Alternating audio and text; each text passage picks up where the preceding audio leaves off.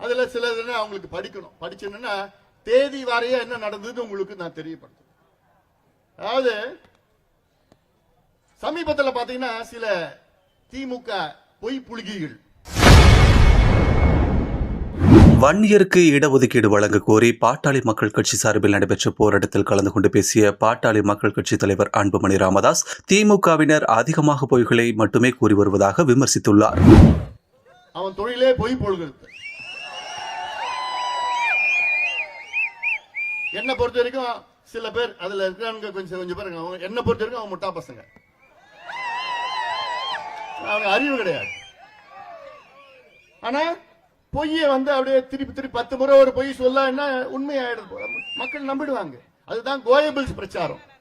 Goebbels பிரச்சாரம்னா ஒரு பொய்யை 10 முறை சொல்லி அது உண்மை நினைச்சுப்பான். நம்ம மக்கள் பாவம், அது தெரியாது. அது இதுதான் சொல்லிட்டு இருக்கிறான். உங்க ரூம போட்டு ஸ்கெட்ச போடுறானுங்க உள்ள உட்காந்துக்கிட்டு. என்னன்னு, நீ இதுல இந்த பொய்யை நீ பதிவு பண்ணு. இன்னொருத்தர், நீ இந்த பொய்யை டிவியில நீ பேசுறப்போ விவாதத்தில் நீ இந்த பொய்யை பேசு. இன்னும் இந்த பொய்யை நீ மேடையில நீ பேசு. இன்னொரு இந்த பொய்யை நீ பேஸ்புக் ட்விட்டர்ல போடுன்னு இவனுக்கு ஒரே பொய்ய எல்லா மத்தியிலையும் போட்டுட்டு இருக்கிறானுங்க. என்ன அதுல சொல்றானுங்க, உச்ச நீதிமன்றம், அதாவது நீதிமன்றமே தடை பண்ணிடுச்சு, எங்களுக்கு அதிகாரம் இல்லைன்னு ஒரு பொய்ய சொல்றான். அதுதான் நான் தெளிவா சொல்லிட்டேன். உச்ச நீதிமன்றத்துக்கு மேல யாரும் கிடையாது.